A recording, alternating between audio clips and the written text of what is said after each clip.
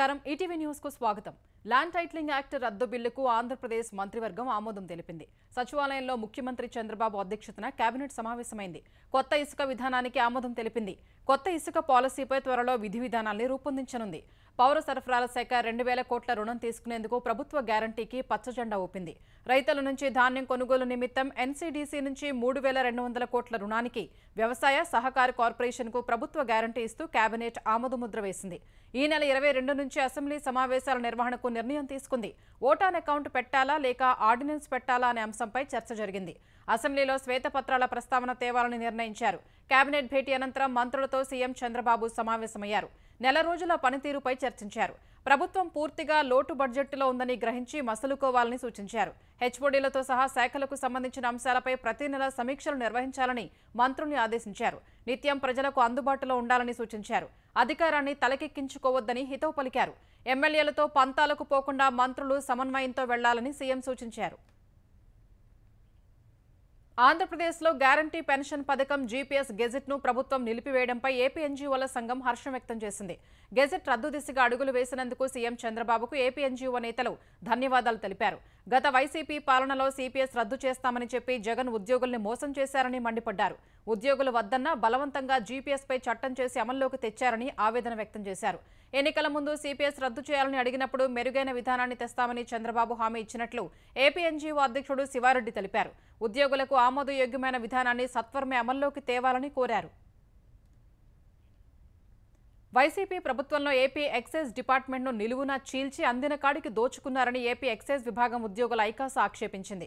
YCP నేతల స్వార్థ ప్రయోజనాల కోసం ఎక్సైజ్ విభాగాన్ని రెండుగా చీల్చి ఎస్ఈబీని ఏర్పాటు చేశారని, దానికి వాసుదేవరెడ్డిని ఎండీగా నియమించి దోచుకున్నారని ఐకాస నేతలు ఆరోపించారు. ఫలితంగా రాష్ట్రంలో కల్తీ మద్యం విచ్చలవిడిగా పారిందని తెలిపారు. ఎస్ఈబీని రద్దు చేసి తిరిగి ఎక్సైజ్ విభాగంలో కలపాలని కూటమి ప్రభుత్వాన్ని కోరారు. ఎస్ఈబీలో ఉన్న 70% సిబ్బందిని తిరిగి ఎక్సైజ్ శాఖలో కలపాలని సూచించారు.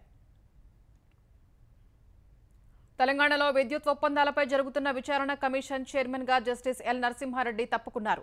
విచారణ కమిషన్ ఏర్పాటును వ్యతిరేకిస్తూ కేసీఆర్ వేసిన పిటిషన్పై సుప్రీంకోర్టులో విచారణ జరుగుతున్న సమయంలోనే తప్పుకుంటున్నట్లు ఆయన లేఖ రాశారు.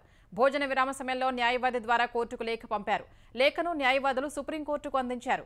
జస్టిస్ నరసింహారెడ్డి స్థానంలో మరొకరిని నియమించి ఇప్పటికే ఇచ్చిన నోటిఫికేషన్ ప్రకారమే కమిషన్ విచారణ కొనసాగించవచ్చని సుప్రీంకోర్టు తెలిపింది. అంతకుముందు కేసీఆర్ వేసిన పిటిషన్పై సుదీర్ఘ వాదనలు జరిగాయి.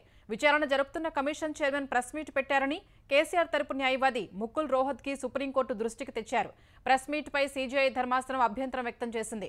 కమిషన్ చైర్మన్ ప్రెస్ మీట్ లో అభిప్రాయాలు వ్యక్తపరచడం సరికాదని పేర్కొంది. విచారణ కమిషన్ చైర్మన్ ను మార్చాలని ఆదేశించింది. కమిషన్ చైర్మన్ ను మార్చేందుకు తెలంగాణ సర్కారు అంగీకరించింది.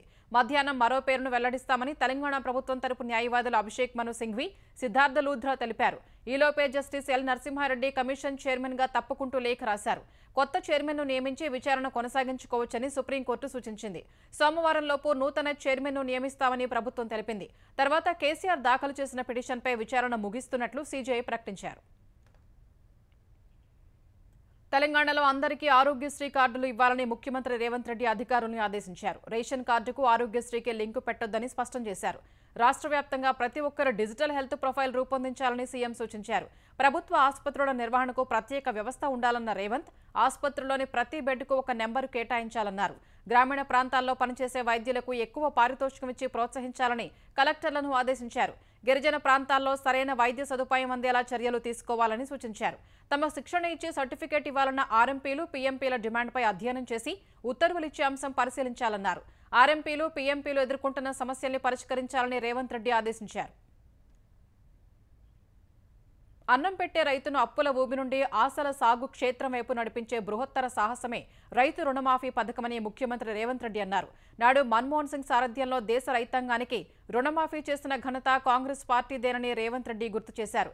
ఇప్పుడు ప్రజాప్రభుత్వం పాలనలో తెలంగాణ రైతాంగానికి కష్టమైన, భారమైన ఏకకాలంలో రుణమాఫీ చేస్తున్న ఘనత కాంగ్రెస్ పార్టీదేనని పేర్కొన్నారు.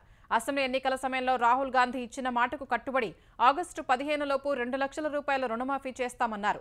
ప్రజాప్రభుత్వం ప్రతి నిర్ణయంలో రైతు సంక్షేమ కోణం ఉంటుందని, ఇది రైతన్నకు మీ రేవంత్ అన్న మాట అంటూ సీఎం సామాజిక మాధ్యమం ఎక్స్లో పోస్ట్ చేశారు. రైతులకు ఎలాంటి షరతులు లేకుండా రుణమాఫీ చేయాలని మాజీ మంత్రి హరీష్ రావు ప్రభుత్వాన్ని డిమాండ్ చేశారు. రుణమాఫీ విషయంలో పట్టాదారు పాస్బుక్ మాత్రమే ప్రామాణికంగా తీసుకోవాలని సూచించారు. బీఆర్ఎస్ హయాంలో ఎలాంటి షరతులు లేకుండా రుణాలు మాఫీ చేశామని గుర్తు చేశారు. కాంగ్రెస్ ప్రభుత్వం నిబంధనలతో రైతులకు అన్యాయం చేస్తోందని హరీష్ రావు తీవ్రస్థాయిలో మండిపడ్డారు. పంట రుణమాఫీకి కాంగ్రెస్ ప్రభుత్వం పెట్టిన నిబంధనలే రైతులకు ఉరితాళ్లని మల్కాజ్గిరి ఎంపీ ఈటల రాజేందర్ అన్నారు. 10 ఏళ్ల నుంచి రేషన్ కార్డులు మంజూరు చేయనప్పుడు రుణమాఫీకి రేషన్ కార్డు నిబంధన ఎలా పెట్టారని ప్రశ్నించారు. ఆదాయ పన్ను చెల్లించే వారికి రుణమాఫీ చేయబోమని నిబంధన పెట్టారన్న ఈటల సాధారణ ప్రజలు, సింగరేణి కార్మికులు ఆదాయ పన్ను చెల్లిస్తారన్నారు. 34,000 కోట్ల రైతుల పంట రుణమాఫీ చేస్తామన్న సీఎం రేవంత్ రెడ్డి ఇప్పుడు మార్గదర్శకాల పేరిట లబ్ధిదారుల్ని తగ్గించేందుకు చూస్తున్నారని ఈటల ఆరోపించారు. ఆంధ్రప్రదేశ్లో సంచలనం సృష్టించిన కిడ్నీ రాకెట్ కేసులో 2 నిందితుల్ని అరెస్టు చేశామని గుంటూరు డీఎస్పీ కేవీ మహేష్ వెల్లడించారు. కిడ్నీ రాకెట్ కేసులో ప్రధాన నిందితుడు A1 సయ్యద్ యూసఫ్ సోను బాషా, A3 నిమ్మకాయల సుబ్రహ్మణ్యాన్ని పట్టుకున్నామని తెలిపారు. కిడ్నీ కోసం మధుబాబు అనే వ్యక్తితో నిందితులు 30 లక్షల రూపాయలకు బేరం కుదుర్చుకున్నారని డీఎస్పీ చెప్పారు. కిడ్నీ తీసుకున్న తర్వాత మధుబాబుకు 1,09,000 ఇచ్చి మోసం చేశారని తెలిపారు. మిగిలిన నిందితుల కోసం గాలింపు కొనసాగుతోందని డీఎస్పీ వివరించారు. ఏపీఎస్ఆర్టీసీ నుంచి విద్యుత్ బస్సులు నడిపేందుకు వివిధ సంస్థలతో చర్చలు జరుపుతున్నట్లు ఆంధ్రప్రదేశ్ రవాణా శాఖ మంత్రి రాంప్రసాద్ రెడ్డి తెలిపారు. పర్యావరణ పరిరక్షణకు అనుకూలంగా వాహనాల్ని ప్రోత్సహించాలన్నదే ముఖ్యమంత్రి చంద్రబాబు ఆలోచన అని చెప్పారు. వైసీపీ పాలనలో ఆర్టీసీ పూర్తిగా నిర్వీర్యమైందన్న మంత్రి కొత్త బస్సులు కొనుగోలు చేయకుండా ప్రజల ప్రాణాలతో జగన్ చెలగాటమాడారని మండిపడ్డారు. కూటమి ప్రభుత్వం అధికారంలోకి వచ్చిన నెల రోజుల్లోనే 200 వరకు కొత్త బస్సులు రోడ్డెక్కాయన్నారు. మరో 3 నెలల్లో 1,200 కొత్త బస్సులు ఆర్టీసీకి వస్తాయని రాంప్రసాద్ రెడ్డి పేర్కొన్నారు. కాళేశ్వరం ప్రాజెక్టుకు సంబంధించి ఆనకట్టల విషయంలో ముందు జరగాల్సిన పనులు తర్వాత జరగాల్సిన పనులు ముందు జరిగినట్లు ఎన్డీఎస్ఏ తొలి నివేదికలో ఉన్నట్లు కేంద్ర జలశక్తి శాఖ సలహాదారు వెదిరే శ్రీరామ్ చెప్పారు. జస్టిస్ పీసీ ఘోష్ కమిషన్ ముందు హాజరైన ఆయన ప్రాజెక్టులకు సంబంధించి క్వాలిటీ కంట్రోల్ దారి తప్పిందని నివేదికలో ఉందన్నారు. కాంగ్రెస్ ప్రభుత్వం కోరిక మేరకు ఎన్డీఎస్ఏ సాంకేతిక సలహాలు ఇచ్చిందన్న వెదిరే శ్రీరామ్ ఆ మేరకు తెలంగాణ ప్రభుత్వం ఏం పనులు చేసిందో సమాచారం అందలేదన్నారు. ప్రభుత్వం ఇచ్చే సమాచారం ఆధారంగానే ఎన్డీఎస్ఏ నిపుణుల కమిటీ తుది నివేదిక ఇస్తుందని జస్టిస్ ఘోష్కు చెప్పినట్లు శ్రీరామ్ వివరించారు. తాను చెప్పిన అంశాలను అఫిడవిట్ రూపంలో ఇవ్వాలని కమిషన్ కోరిందని, వారంలో అఫిడవిట్ అందిస్తానని ఆయన తెలిపారు. గల్ఫ్ కార్మికులకు తెలంగాణ ప్రభుత్వం అండగా నిలవాలంటూ కాంగ్రెస్ ఎమ్మెల్సీ జీవన్ రెడ్డి ముఖ్యమంత్రి రేవంత్ రెడ్డికి లేఖ రాశారు. ఉప ముఖ్యమంత్రి భట్టి విక్రమార్క, మంత్రి శ్రీధర్ బాబు, ప్రభుత్వ ప్రధాన కార్యదర్శి శాంతికుమారులకు కూడా ఆ లేఖల్ని పంపారు. తెలంగాణకు చెందిన దాదాపు 15 లక్షల మంది గల్ఫ్లో ఉపాధి పొందుతున్నట్టు జీవన్ రెడ్డి లేఖలో పేర్కొన్నారు. ఒక్కొక్కరు ప్రతి నెల 10,000 రూపాయలు స్వరాష్ట్రానికి పంపుతున్నారనుకున్నా నెలకు 1,500 కోట్ల రూపాయల విదేశీ మారక ద్రవ్యం తెలంగాణకు, దేశానికి వస్తోందన్నారు. అదే ఏడాదికి 18,000 కోట్లకు చేరుతుందన్నారు. అందుకే ఎవరైనా గల్ఫ్లో పనిచేస్తూ మరణిస్తే వారి కుటుంబాలకు 5 లక్షల రూపాయలు ఇవ్వాలని జీవన్ రెడ్డి కోరారు. గల్ఫ్ నుంచి స్వస్థలాలకు వచ్చిన వారికి ఉపాధి పథకాల్లో ప్రాధాన్యత ఇవ్వాలని విజ్ఞప్తి చేశారు. అదేవిధంగా వారి పిల్లలకు ప్రభుత్వ గురుకుల రెసిడెన్షియల్ ఆశ్రమం పాఠశాలల్లో ప్రాధాన్యం కల్పించడం సహా గృహ నిర్మాణ పథకంలో కూడా వారికి ప్రాధాన్యత ఇవ్వాలన్నారు. కేరళలో ఉన్నట్టే కార్మిక సంక్షేమ బోర్డు ఒకటి ఏర్పాటు చేయాలని విజ్ఞప్తి చేశారు. ప్రభుత్వ పాఠశాలల్లో కేసీఆర్ అల్పాహార పథకాన్ని కాంగ్రెస్ ప్రభుత్వం రద్దు చేయడం దుర్మార్గమైన చర్య అని భారాస కార్యనిర్వాహక అధ్యక్షుడు కేటీఆర్ విమర్శించారు. ఈ మేరకు సామాజిక మాధ్యమం ఎక్స్లో పోస్ట్ చేసిన కేటీఆర్ అద్భుతమైన కార్యక్రమాన్ని రద్దు చేయడం విస్మయానికి గురిచేసిందన్నారు. కేసీఆర్ ప్రభుత్వం విద్యార్థుల కోసం అల్పాహార పథకాన్ని ప్రారంభించిందని, మరింత విస్తరించాలని కేసీఆర్ భావించారని ఆయన తెలిపారు. ప్రభుత్వం తమ అనాలోచిత నిర్ణయాన్ని పునః పరిశీలించి అల్పాహార పథకాన్ని అమలు చేయాలని కేటీఆర్ కోరారు. తెలంగాణలో ప్రభుత్వ ఉత్తర్వులు తొలిసారి తెలుగులో జారీ చేయడం సంతోషకరమని మాజీ ఉపరాష్ట్రపతి వెంకయ్యనాయుడు అన్నారు. తెలుగు రాష్ట్రాల్లో ప్రభుత్వ ఉత్తర్వులు సహా పరిపాలనకు సంబంధించిన అంశాల్ని తెలుగులోనే జారీ చేయాలని ఎప్పటి నుంచో సూచిస్తున్నట్టు వెంకయ్యనాయుడు గుర్తు చేశారు. తెలంగాణ ప్రభుత్వం తొలిసారి తెలుగులో, అందులో రైతుల రుణమాఫీ మార్గదర్శకాలపై తెలుగులో ఉత్తర్వులు జారీ చేయడం అభినందనీయమని వెంకయ్య కొనియాడారు.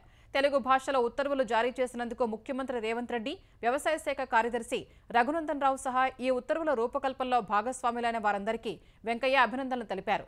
2 తెలుగు రాష్ట్రాల ప్రభుత్వాలు ఇకపై అన్ని ఉత్తర్వులు, సమాచారం పూర్తిగా తెలుగులోనే ఇవ్వాలని ఆకాంక్షించారు. పార్లమెంటు వర్షాకాల సమావేశాలు ఈ నెల 22న ప్రారంభం కానుండగా ఈ ఆదివారం కేంద్రం అఖిలపక్ష సమావేశం నిర్వహించనుంది. అన్ని పార్టీల ఫ్లోర్ లీడర్లు ఈ భేటీకి హాజరు కానున్నారు. లోక్సభలో ప్రతిపక్ష నేతగా ఎంపికైన కాంగ్రెస్ అగ్రనేత రాహుల్ గాంధీకి ఇది తొలి ఫ్లోర్ లీడర్ల సమావేశం కాగా తృణమూల్ కాంగ్రెస్ ఈ భేటీకి గైర్హాజరు కానున్నట్టు తెలిపింది. ప్రధాని నరేంద్ర మోదీ నేతృత్వంలో మూడోసారి ఏర్పాటైన ఎన్డీఏ ప్రభుత్వం జూలై 23న పూర్తిస్థాయి బడ్జెట్ ప్రవేశపెట్టనుంది. ఎన్నికల సంవత్సరం కావటం వల్ల ఈ ఏడాది ఫిబ్రవరి 1న Nirmala Sitharaman vote on account బడ్జెట్ను ప్రవేశపెట్టారు. కొత్త ప్రభుత్వం ఏర్పడడంతో పూర్తిస్థాయి బడ్జెట్ను తీసుకొస్తున్నారు. ఈసారి పెట్టే బడ్జెట్తో వరుసగా 7 సార్లు బడ్జెట్ సమర్పించిన ఘనతను నిర్మలా సీతారామన్ అందుకోనున్నారు.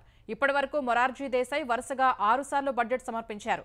జూలై 22 నుంచి ఆగస్టు 12 వరకు పార్లమెంటు బడ్జెట్ సమావేశాలు జరగనున్నాయి.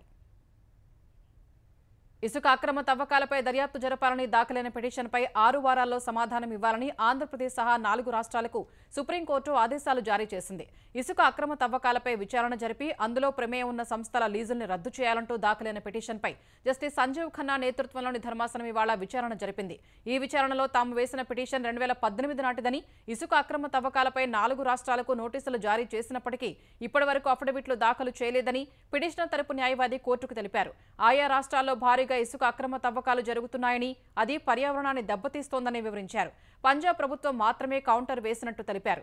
ఈ వాదనలు విన్న ధర్మాసనం 6 వారాల్లో సమాధానం ఇవ్వాలని ఆంధ్రప్రదేశ్, తమిళనాడు, మధ్యప్రదేశ్, మహారాష్ట్ర ప్రభుత్వాల్ని ఆదేశించింది. ఇచ్చిన గడువులోపు ఆయా రాష్ట్రాలు కౌంటర్ అఫిడవిట్లు దాఖలు చేయకపోతే 20,000 రూపాయల జరిమానా విధిస్తామని పేర్కొంది. తదుపరి విచారణ నవంబర్కు వాయిదా వేసింది.